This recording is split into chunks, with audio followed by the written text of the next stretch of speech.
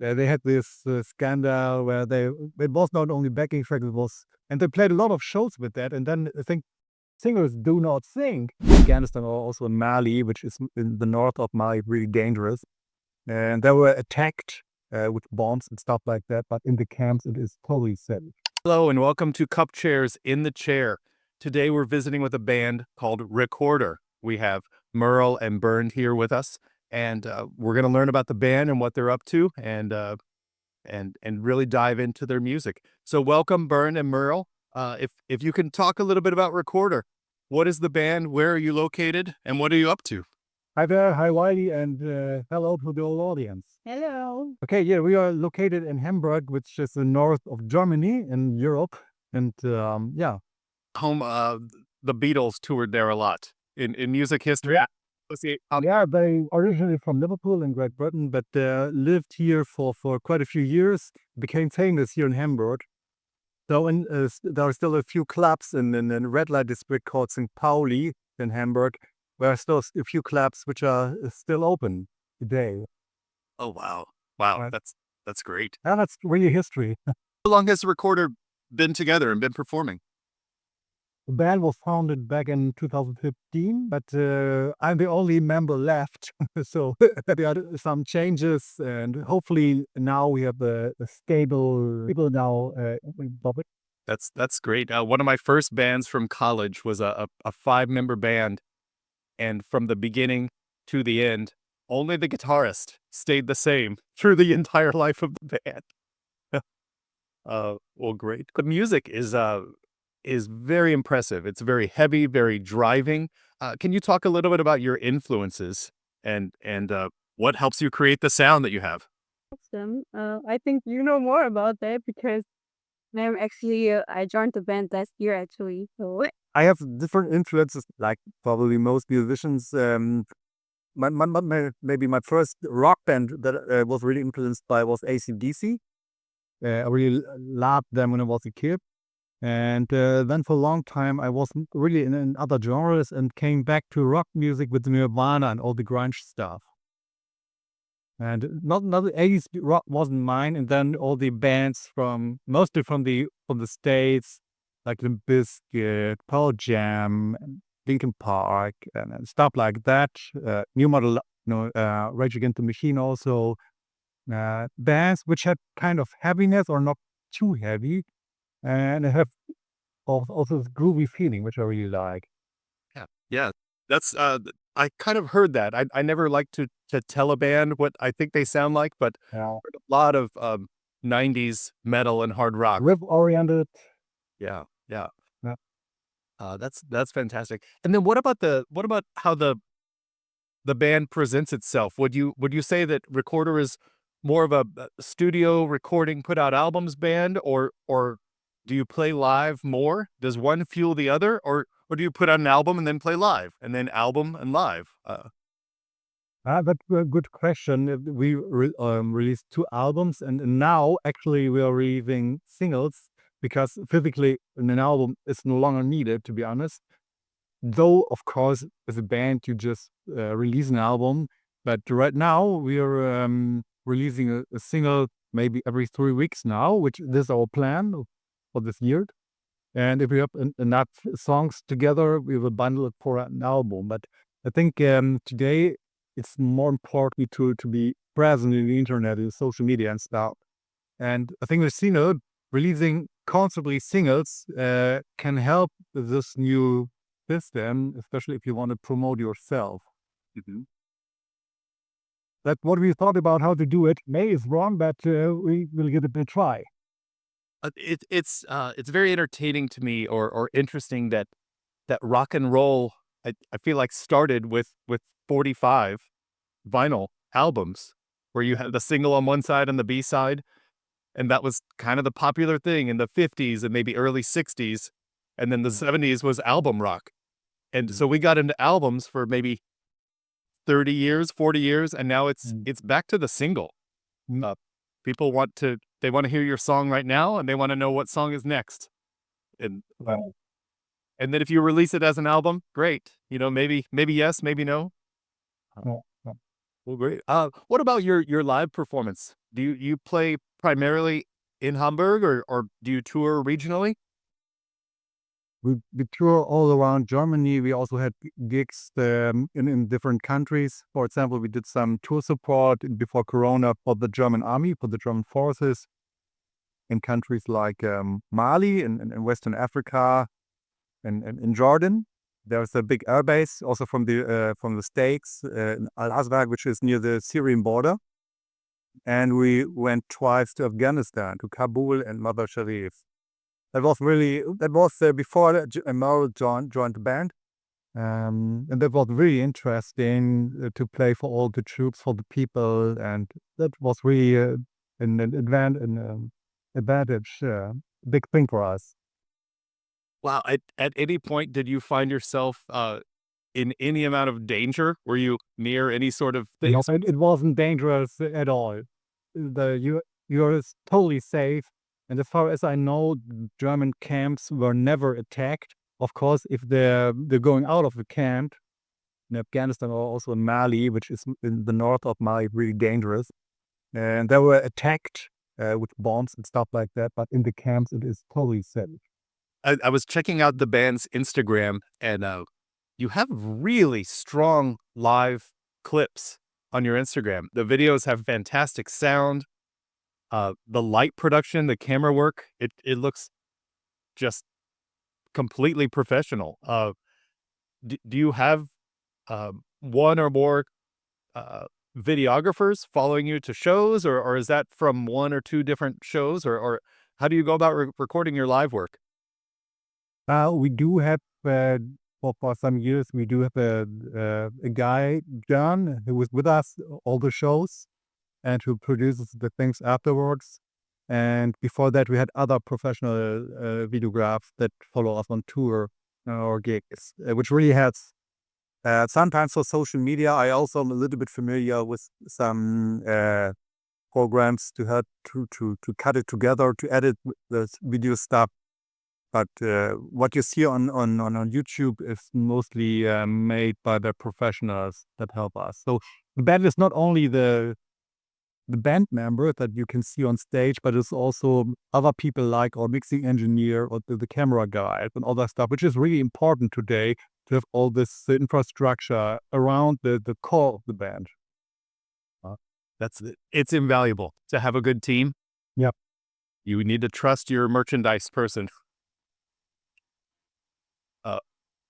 A band that I was in, actually, the band that are in these artworks here, it was a very flamboyant band, and we had a makeup artist who would put us in full face makeup. Oh, great. But he would also help run our merch table. But the secret weapon is he always stood up front at our shows, and he held the remote controls for our smoke and our lights. And so he would be rocking out at the show, and just kind of in the normal movement of dancing or rocking, you go, like fog, lights, just good balls. Nobody knew that our light engineer was right up front. Great idea, yeah. We also need a guy like this. Yeah, Oh, it helps for sure. Merle, let's talk with you a little bit. How did you end up finding out about the band and auditioning, and how is it going so far?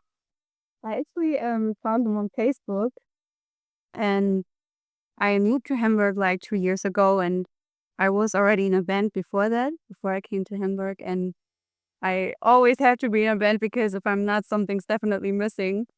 So I needed to find a band as soon as I came here, and then I found Rekkorder on Facebook, and I was like, okay, I want to be in that band. I'm done searching now for a band. Now I want that band. And yeah, so I auditioned for them, and I think, yeah, I was singing 2 songs, the recording songs, and 2 days later already you called me. next day, huh? Yeah, or very fast.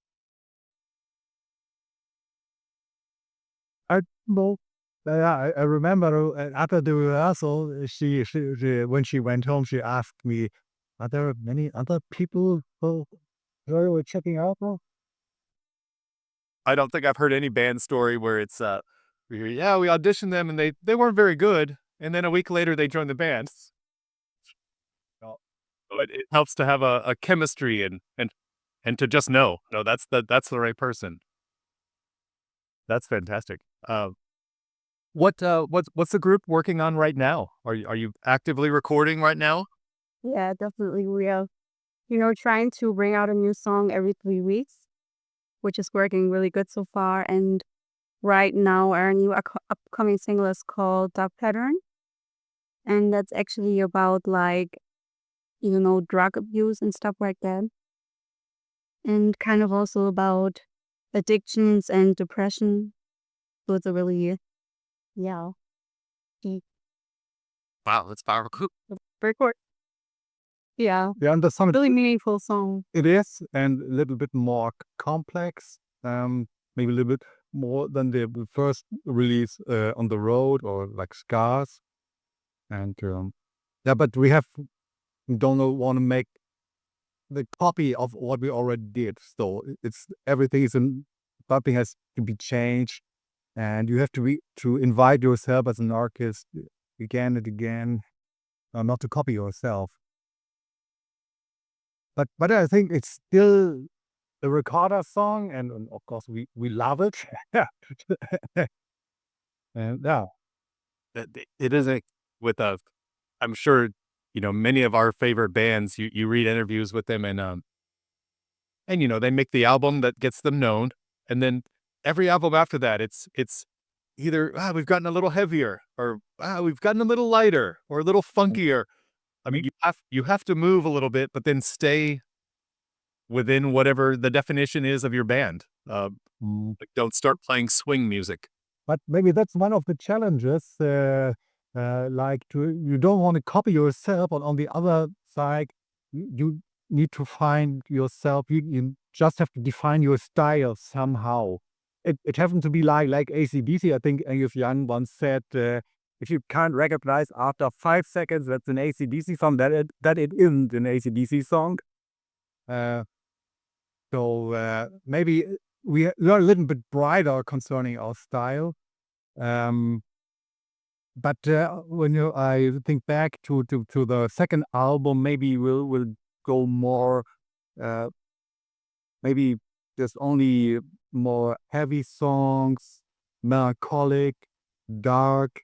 I think this is adjectives which describe our style somehow, groovy, or sometimes more kind of post-punk, straight. Yeah. That's interesting. With songwriting, is it a group effort, or do you write the music first, lyrics first? How does the band's songwriting come together?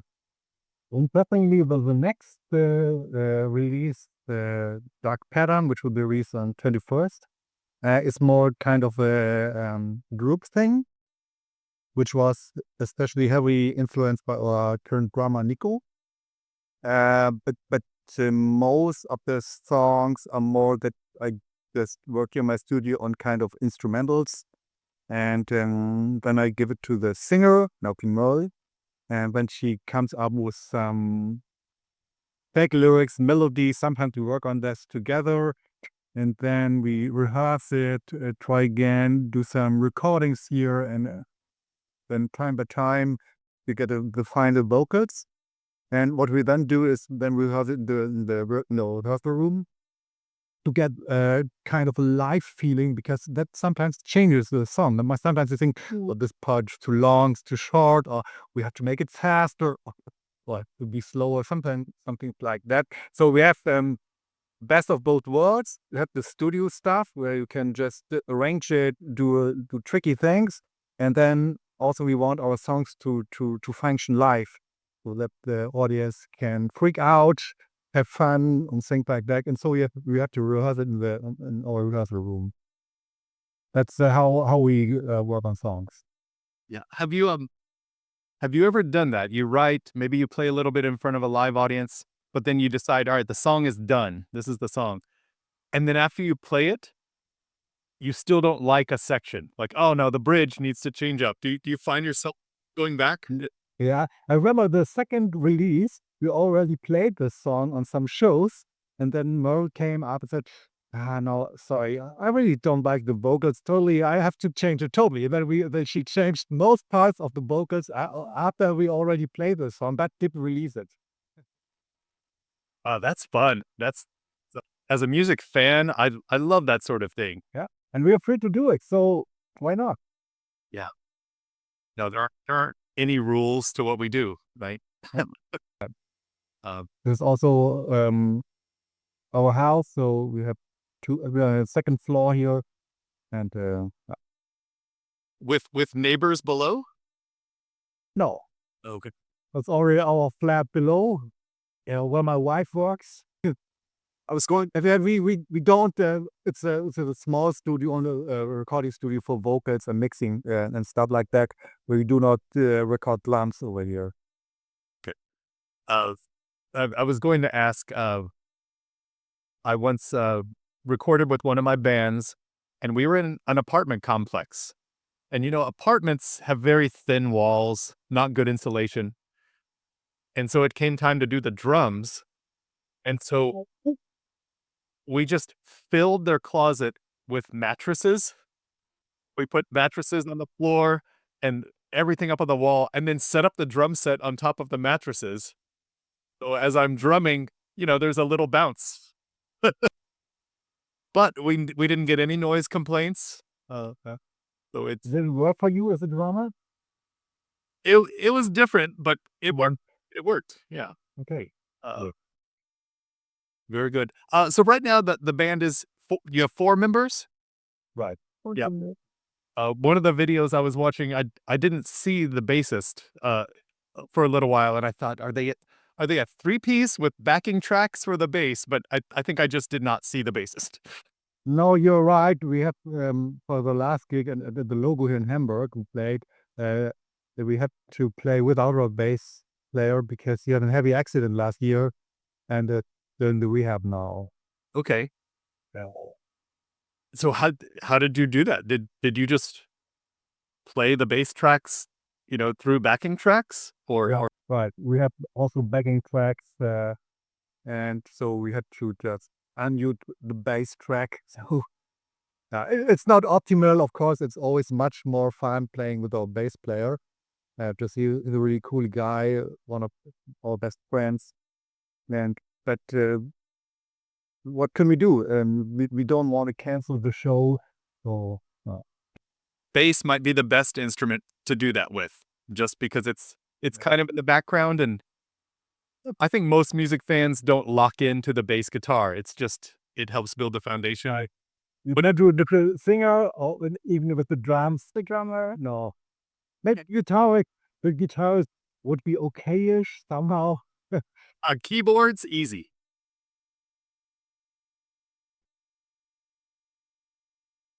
I apologize for our keyboard. Sorry, guys.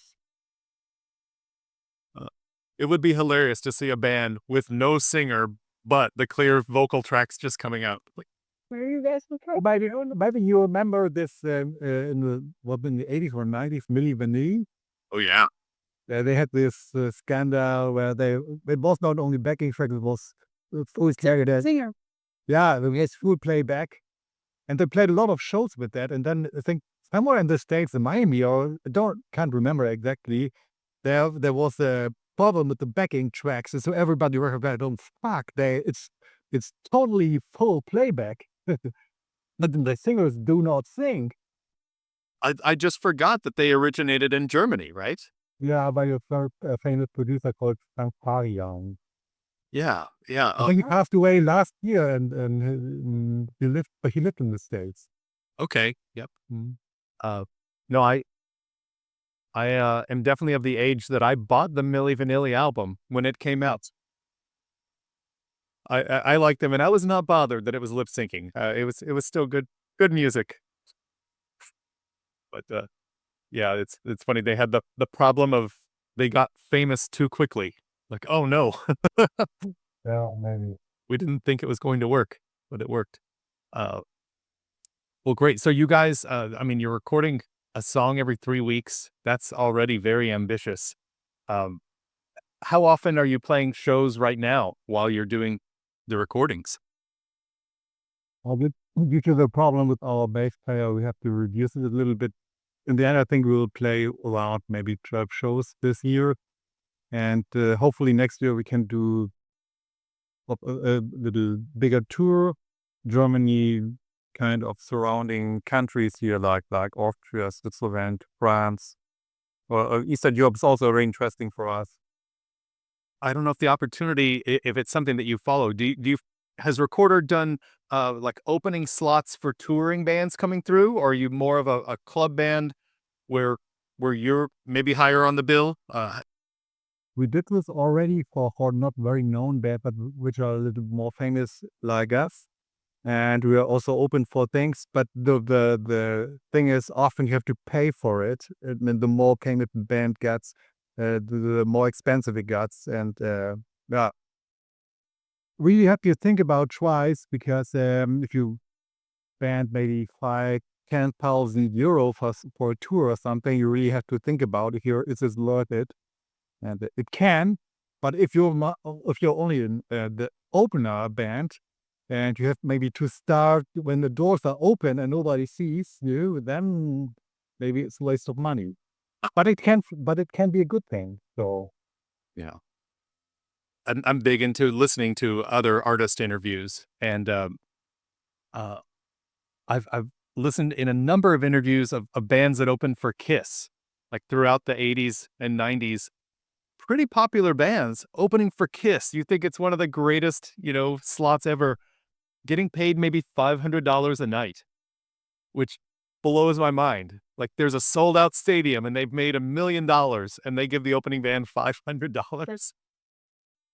I mean, I would still do it, sure.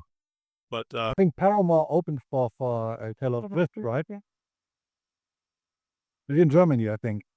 Yeah. I don't know. In Europe. Yeah. Yeah. wow, fantastic. Um, what things are going on with the band that maybe we haven't talked about yet? Do you have any special projects? I mean, the releases are coming. The shows are approximately monthly.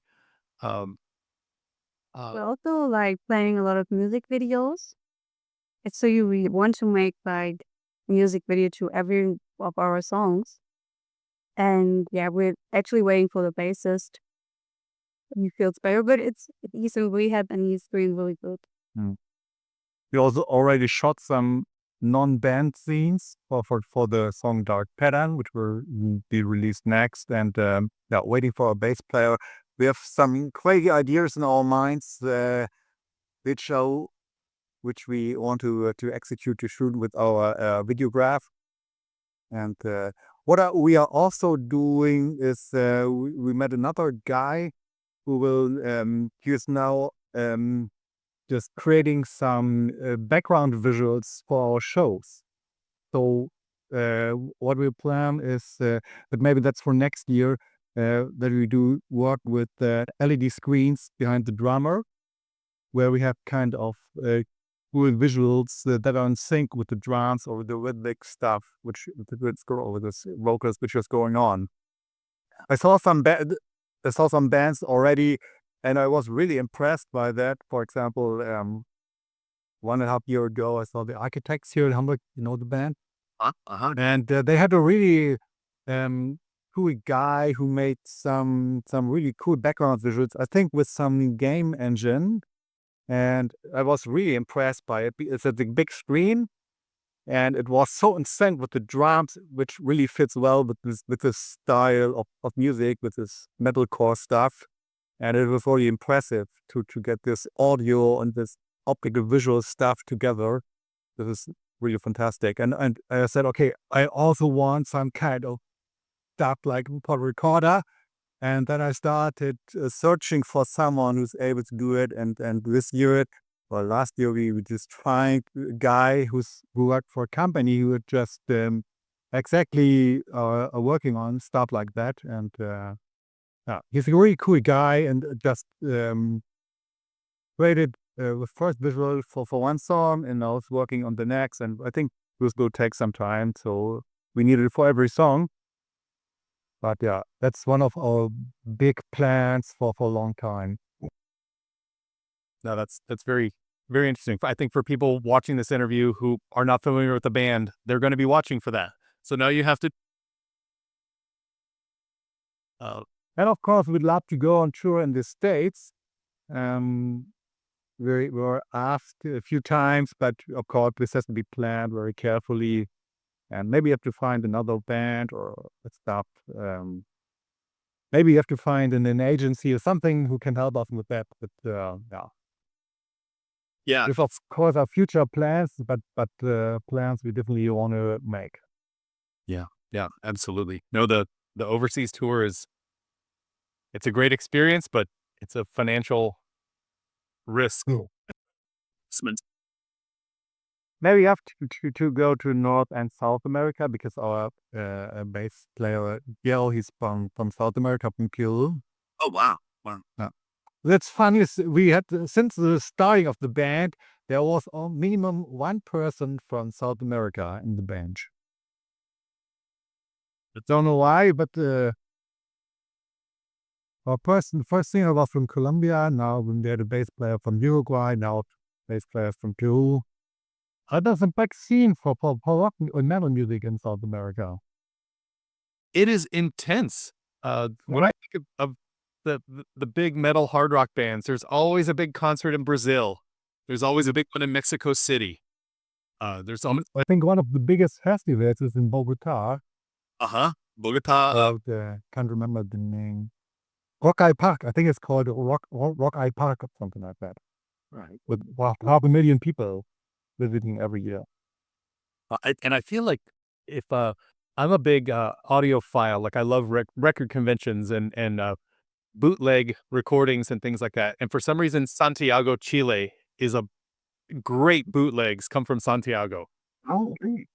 I don't know if maybe the sound man just sends out the direct from the soundboard recordings or whatever at the stadiums, but there's a lot of great stuff at Santiago. Well, I think we have a connection to Santiago because the former drummer who joined our rehearsal room, he went to Chile, to Santiago. I think he lived over there. Maybe you should ask him. Well, so for people who are maybe this is their first exposure to Rekkorder, where should someone go? They see both of you, they hear what you're saying, they're interested in the ideas, the sound. Should people find you on your website or Spotify or where do people go to find out more about Rekkorder? Yeah, best thing is, I think, our social media channels on Instagram, Spotify, definitely. that YouTube, Facebook, our website, Rekkorder.com. I think if you Google for Rekkorder, you will definitely find us. Yeah. And I love unique band names because you need to type the band into Google and find the band. But if your band name is Table, no one will ever see a problem now. Good. Well, good. Well, hey, it's been wonderful to visit with you. Everybody, you can see the spelling of the name on the video around here, Rekkorder from Hamburg. And this is Merle and Bernd. It was great visiting with you. Glad you got to join Cupchairs for an interview here. Oh, thank you. Yeah. I'm definitely going to be looking for the single within the next 3 weeks. But All right. Well, thank you. Good talking to both of you.